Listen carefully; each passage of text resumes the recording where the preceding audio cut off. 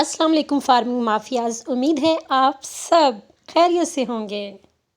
आज आपको लिए चलते हैं फैज़ान साहब के हैन फार्म के ऊपर। अब वो कौन सी हैंस फार्म है ये तो सरप्राइज़ है। चलते हैं उनके फार्म की तरफ। मैं बिल्कुल तैयार हूँ। फार्म है काफ़ी दूर, गर्मी है बाहर बहुत ज़्यादा, तो मुझे क्या करना है, मास्क और यस, मिलते हैं लोकेशन पर।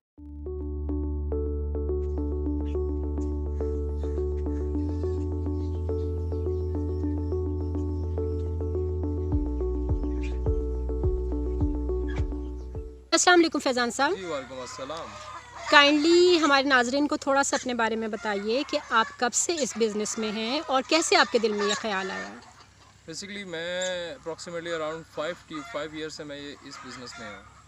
पहले मैं सिर्फ असील पे काम कर रहा था, असील उसकी डिफरेंट ब्रीड्स, और उसके बाद मैंने लेयर पे काम शुरू किया ताकि हम रोज़मर्रा की जो लोगों की ज़रूरियात हैं उसे भी पूरा कर सकें, जिसमें हम अंडे की प्रोडक्शन दे रहे हैं और गोश्त की प्रोडक्शन दे रहे हैं। लेयर इन दोनों चीज़ों के लिए इस्तेमाल होती है, जिसमें हम लेयर हमें अंडा भी देती है और वो गोश्त की प्रोडक्शन में भी बहुत अच्छी रहती है। अच्छा, जैसा कि कुछ अर्सा पहले मुझे याद है कि आपने मोरिंगा फार्मिंग भी स्टार्ट की थी, जी जी। तो मोरिंगा अभी मुझे आपके फार्म के ऊपर नज़र नहीं आ रहा कहीं पे भी लगा हुआ, वो कहीं और आपने ग्रो किया हुआ है? जी, वो हमारा जो पर्सनल लैंड है हमारी, हमने वहाँ पे उसे ग्रो किया।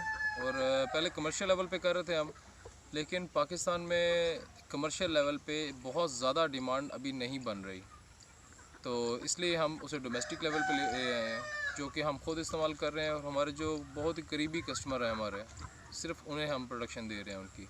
ठीक हो गया। तो आपका जो बेसिक इस वक्त जो बिज़नेस है वो हैंड फार्मिंग है, या इसके ये आप पार्ट टाइम कर रहे हैं, कोई ये और बिज़नेस कर रहे हैं आप? मेरा जो मेन बिज़नेस था वो था प्रिंटिंग का। ठीक मैं है। ग्राफिक डिज़ाइनर हूँ और मेरा प्रिंटिंग का बिज़नेस है, लेकिन ये मैंने स्टार्ट किया था एज अ सेकंड सेटअप, लेकिन अब ये प्राइमरी होता जा रहा है सेटअप। जितनी यहाँ पे ड्यूटीज़ हैं और जितना यहाँ पे अर्निंग जिस हिसाब से आई है, तो ये मेरा प्राइमरी सेटअप बनता जा रहा है। ठीक है, माशाल्लाह। तो मैं देख रही हूँ कि आपने ये ब्लैक ऑस्ट्रोलोप रखे हुए हैं। मुझे थोड़ा सा बताइएगा, जो लोग नए आना चाहते हैं इस बिज़नेस में, क्या आप हैंड फार्मिंग उनको सजेस्ट करते हैं? मैम, हम लोग कोई भी बिज़नेस करते हैं, हम उसकी जो रिज़ल्ट है उसकी एक्सपेक्टेशन हमारी पीक पे होती हैं कि पीक रिज़ल्ट मिलेगा हमें। मेरा बिज़नेस का पैटर्न ये है कि मैं हमेशा लोएस्ट प्रॉफिट पे काम करता हूँ, मैक्सिमम इन्वेस्टमेंट के साथ, कि मैक्सिमम इन्वेस्टमेंट करके हमें कम से कम प्रॉफिट कितना आएगा और हम उसे किस तरह लेके चल सकते हैं। फॉर एग्ज़ाम्पल एक शख्स है, उसके पास बहुत कम सरमाया है, तो आप उसे क्या सजेस्ट करेंगे कि उसको कितनी क्या उसको हैंड फार्मिंग करनी चाहिए? अगर करनी चाहिए तो कहाँ से शुरू करें? अगर कम इन्वेस्टमेंट है, बहुत ही कम इन्वेस्टमेंट है, तो फिर ना करें। फिर सिर्फ डोमेस्टिक लेवल पे अपने घर के लिए 10-15 मुर्गियाँ रख लें, ठीक है। जो कि आपको घर की ज़रूरत पूरी कर सकें, सही। क्योंकि ये बिज़नेस आपसे इन्वेस्टमेंट मांगता है स्टार्ट में।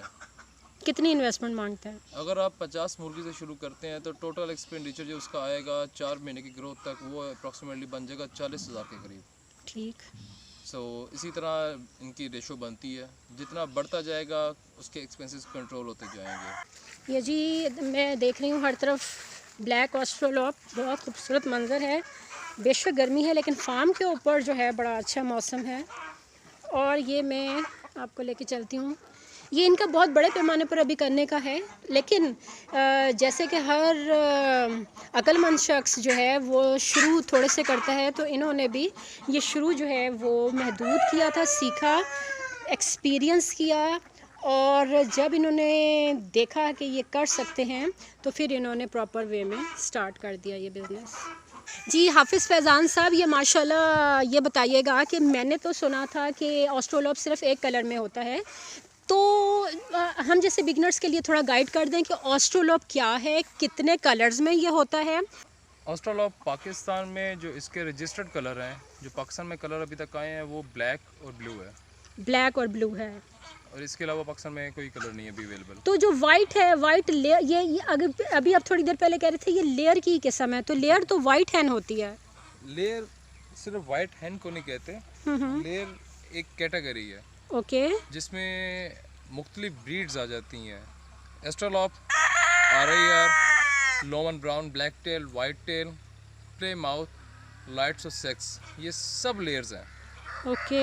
यहाँ पे जो चीज़ थोड़ी कम है उसका रेट ज़्यादा बढ़ जाता है, जो चीज़ यहाँ पे रेगुलर फॉर्म में आ गई है उसका रेट मार्केट में गिर जाता है। ठीक है। माफिया है, मुख्तलिफ तरीके से काम कर रहा है, वो जिस चीज़ को अप करना चाहें वो कर देते हैं, जिस चीज़ को डाउन करना चाहें कर देते हैं। ठीक। एस्ट्रोलॉप है, इसे आग लगी हुई थी पहले बिजनेस में, इसकी डिमांड बहुत ज़्यादा बन गई थी, लेकिन अभी एस्ट्रोलॉप की मार्केट डाउन कर दी गई है, लेकिन फिर भी ये अंडे के पर्पज़ के लिए बहुत ज़्यादा काम आ रही है। मैं इसे फ्री जोन फार्मिंग में ले आया हूँ। जिस तरह आप देख सकती हैं, ये अपनी अपनी जगह पे अपनी मर्ज़ी से अपनी खुशी से घूम फिर रही हैं और खा पी रही हैं। फीड इन्होंने खाली हुई है। अब ये पूरा दिन बाहर फल, सब्ज़ी, पालक, गंदम, मुख्तलिफ चीज़ें जो ज़मीन पे बिखेरी जाती हैं वो खाती हैं। तो क्या हम इसको ऑर्गेनिक भी कह सकते हैं, यानी जैसे देसी मुर्गी होती है ऑर्गेनिक है में भी शामिल, यानी ये फार्मी मुर्गी में तो नहीं आता ना? नहीं, ये फार्मिंग में नहीं, अब ये ऑर्गेनिक में आएगा। उसकी वजह कि ये ऑर्गेनिक वे में ये अपनी खुराक जो है तलाश कर रही है। ठीक। यहाँ से कीड़े खा रहे हैं, घास खा रहे हैं, डिफरेंट हर्बल्स हैं जिन्हें खा रही हैं और अपनी जो हेल्थ है उसे मेंटेन कर रही हैं। आज मैं आपको अंदर भी ओवरव्यू दे देता हूँ। सबसे अच्छी चीज़ आपकी ये है कि मुर्गियाँ आपकी खुश माशाल्लाह बहुत हैं, खुली फिज़ा में। मुझे तो परिंदे अच्छे लगते हैं मगर इसलिए नहीं पालती हूँ कि केजेस में मुझे बड़ा तरस आता रहता है। मैं इसलिए नहीं बंद रखता, इसलिए आज़ाद रखता हूँ, खुला रखता हूँ, हाँ, हाँ। हेल्दी रहें और खुश रहें। टेम्परेचर कैसे मेंटेन रखते हैं आप यहाँ का? कूलर मैं देख रही हूँ कि अब गर्मी बहुत है, लेकिन आपने कोई कूलर इस किस्म की चीज़ नहीं लगाई, क्योंकि मैंने सुना था कि एस्ट्रोलॉप के लिए टेम्परेचर मेंटेन करना बहुत ज़रूरी है। उसके लिए ये होता है कि हमें देखना पड़ता है कि मेरा पूरा दिन ये जानवर खुले रहते हैं। ठीक। ये अपने टेम्परेचर को बाहर दरख्तों के नीचे जाती है। को मैं दिखाने लगी हूँ ये एग्स। बीमारियों से कैसे बचाते हैं अपने एस्ट्रोलॉप को? वैक्सीनेशन इनकी ऑन टाइम की जाती है। जी, चाय पीने के बाद हम फ्रेश हो गए हैं। अब हम दोबारा कंटिन्यू करते हैं ब्रेक के बाद। ये सेकंड जनरेशन मेरे पास पल रही है। जो बर्ड्स इंपोर्ट हुए थे उनकी आगे जो सेकंड जनरेशन है वो मेरे पास अवेलेबल है अभी। ठीक है। फर्स्ट जनरेशन में जो बच्चा है वो कम से कम इस टाइम 500 रुपये में है। ठीक है।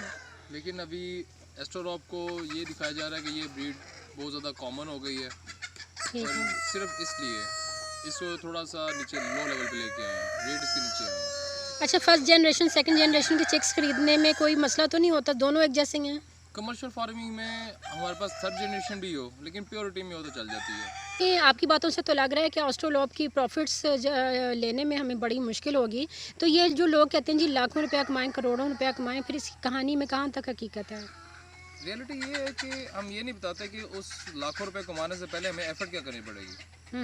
लाखों रुपए ऐसे नहीं कमाया जाता मैम किसी भी बिजनेस में। उसके लिए उनके इनपुट देनी पड़ती है आउटपुट के लिए। अगर हम 5000 मुर्गी पाल लेते हैं और सिर्फ अंडे का बिजनेस करते हैं, लाखों रुपए बचेगा उसमें। लेकिन वो 5000 का जो अंडा है वो 4 से 5 महीने बाद शुरू होगा।